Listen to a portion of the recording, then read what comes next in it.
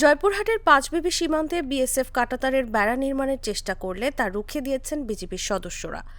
এ ঘটনায় বিজিবি ও বিএসএফ এর মধ্যে মঙ্গলবার বিকেলে পতাকা বৈঠক হওয়ার কথা রয়েছে। এর আগে সকালের দিকে উপজেলার ধরঞ্জি ইউনিয়নের উচনা সীমান্ত এলাকায় এই ঘটনা ঘটে। এখানে বাধা সৃষ্টি করেছে, তা সেটা মানে না, জোর করে ঘিরে চলে গেছে। প্রায় আপনার অনেকখানি ঘিরেছে।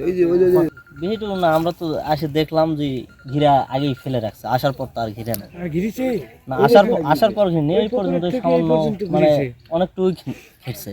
ঘিরার পর আমরা আসার পর তারপর না ঘিরে ওরা উঠায় চলে গেছে।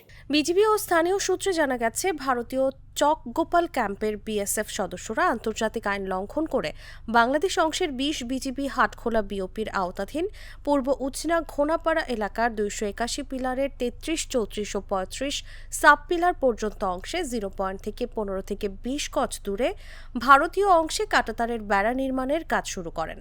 এই ঘটনায় হাটখোলা বিওপির বিজিবি সদস্যরা বাধা দিলে বিজিবি সদস্যদের বাধার মুখে বিএসএফ বেড়া নির্মাণের নির্মাণ সামগ্রী নিয়ে চলে যায়।